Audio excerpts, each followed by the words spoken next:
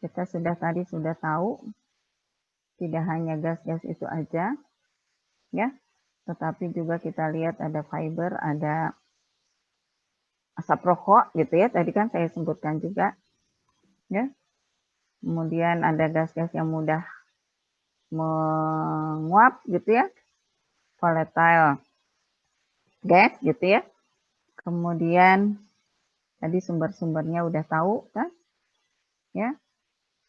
Nah, saya tidak bicara efek rumah kaca dulu, tapi atau kalau umpamanya kita mau lihat efek rumah kaca, ya karena kita lihat banyak sekali gas-gas yang harusnya diteruskan ke udara bebas, tetapi karena ada lapisan-lapisan CO dan CO2 itu ya, termasuk juga apa namanya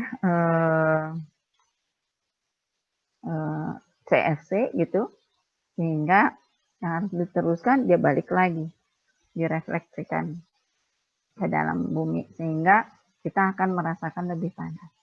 Okay? Dan kita lihat juga bahwa di sini dampaknya adalah kalau kita bicara mengenai dampaknya terhadap lingkungan, maka salah satunya es di kutub ini akan mencair karena panas. Ya. Jadi karena dia es di kutub mencair, maka terjadi peningkatan muka air laut. Tidak heran kalau musim hujan jadi banjir. Karena nggak bisa lari ke laut karena muka air lautnya tinggi. Oke. Kemudian ini saya nggak usah ini ya, tapi paling nggak kita lihat ya bahwa CFC juga sekarang itu banyak digunakan pakai AC, itu kan banyak digunakan. Makanya tadi siapa menjawab karena pemukiman atau perkantoran itu juga bisa menjadi sumber. Iya, betul. Ya. CFC fluorokarbon ini akan juga lari ke udara. Dan yang paling sedih adalah karena dia di ozon itu ada O3, O3-nya akan bereaksi dengan klor, ya, sehingga dia akan menjadi rusak atau berlubang. Ya. Nah, kalau udah berlubang, dampaknya ultraviolet bisa langsung masuk dan ultraviolet ini nanti akan menimbulkan dampak kesehatan.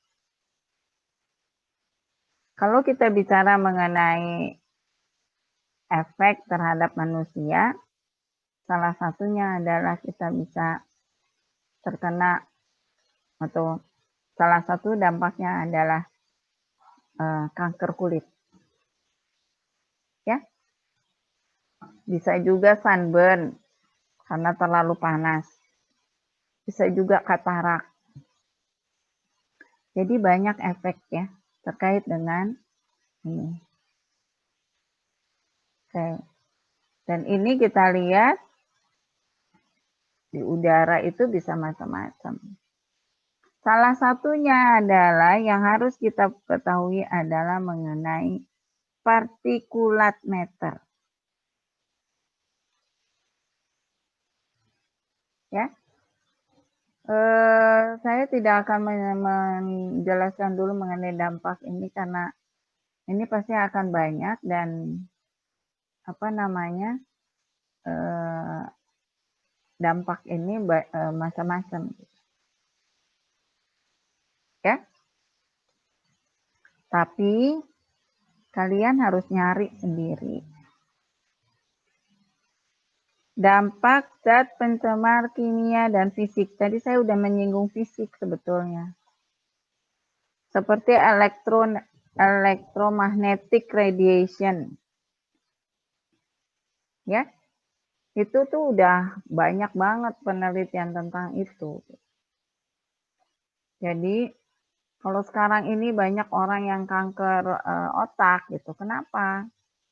Ya karena kita menggunakan peralatan-peralatan elektrik ya, yang menghasilkan radiasi dan itu menimbulkan efek. Makanya nggak boleh deket-deket kalau kalian itu tidur, nggak usah deket-deket sama HP. Sama laptop, tidur aja, istirahat, betul-betul istirahat.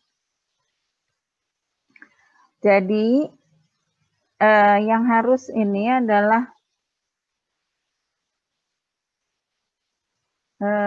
kita lihat bahwa efeknya bisa macam-macam gitu. Yang pasti adalah saluran pernapasan. Ya. Oke. Jadi Anda harus memperhatikan ini dan jenis-jenisnya macam-macam ya. Emfisema itu adalah pengerasan alveoli. Yang tadinya bersih seperti ini, itu berubah menjadi ini pengerasan. Jadi yang harusnya O2 ini masuk, sekarang nggak bisa. Dan ini seringkali dikatakan sebagai COPD. COPD adalah Chronic Pulmonary Obstructive Disorder. Jadi kerusakan pada paru-paru. Ya, utamanya pada alveoli. Sehingga orang itu jadi sesak napas karena dengan emfisema ya, karena terjadi pengerasan alveoli. Bisa enggak ini kanker paru-paru? Aduh, bisa banget, sangat bisa. Ya. Jadi saya tidak akan menjelaskan ini. Saya minta kalian mencari tadi ya, efek-efek atau zat-zat tadi. Tadi kan saya udah bilang sumbernya apa. Zatnya apa aja. Itu bisa ribuan zat. Sekarang Anda ada 40 orang di kelas ini. Saya minta Anda mencari, nggak boleh sama, efek polutan terhadap manusia. Bisa? Bu, ini di udara doang, Bu? Nah, di udara. Iya, maaf. Kan kita lagi bicara mengenai udara.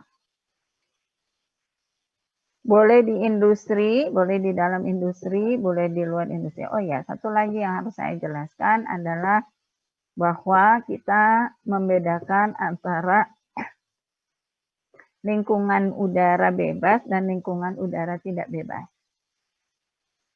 Kalau lingkungan udara tidak bebas ya kayak Anda sekarang di dalam ruangan ya. Anda di kamar Anda, saya di ruangan kerja saya gitu kan, atau di rumah saya gitu. Itu udara tidak bebas. Industri gitu ya, industri tidak bebas. Tapi kalau di daerah pertanian, kalau kebanyakan pertaniannya terbuka gitu ya, itu udaranya juga bebas, itu udaranya bebas. Tapi ada pertanian yang menggunakan greenhouse, bukan greenhouse efek ya, greenhouse dia menggunakan rumah kaca, berarti udaranya juga tidak bebas. Oke, jadi coba Anda cari pakai jurnal ya, kalau bisa 3 jurnal. 3 jurnal yang menyatakan bahwa ada dampak dari polutan-polutan di udara terhadap kesehatan manusia.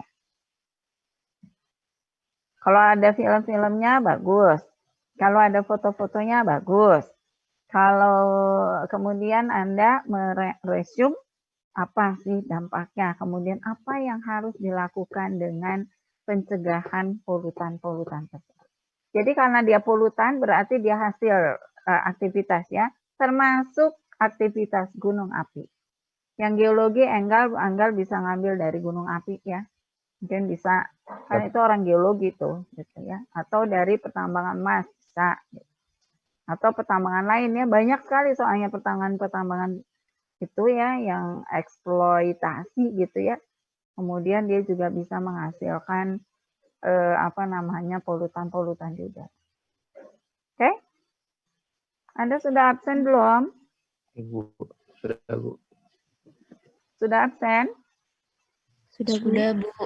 Sudah, baik. Jadi kita akhiri dulu. Silakan Anda menggunakan waktu 13 menit ke depan gitu ya untuk mencari tugasnya. Koordinator kelas atau ketua kelas mengkoordinir supaya tidak sama ininya tugasnya ya, kemudian kalian cari. Ya. Maaf Ibu, ini yang tidak boleh sama zat pencemarnya atau efeknya Bu? Kalau efek kan bisa aja sama. Oh, jadi zat pencemar ya Bu? Zat pencemarnya, tetapi kalian harus menjelaskan mekanismenya bagaimana supaya jelas. Jadi misalnya tadi tukang las, misalnya tukang las itu menyambungkan itu.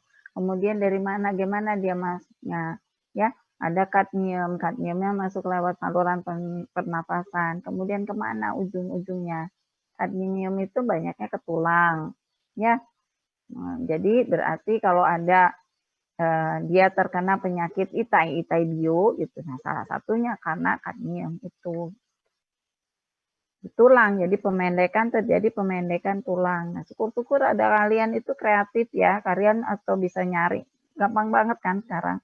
Kalian bisa nyari di internet mekanisme bagaimana terjadinya sampai terjadi itai bio. Si kadmium itu masuk ke lewat apa? Oke? Atau nanti efeknya bisa menyebabkan autis gitu. Kan bisa. Ya. Nanti ada kasus, misalnya kalian bisa menyampaikan kasus-kasusnya di mana aja tuh, kenapa terjadi kasus autis, di mana itu, gitu. Oke?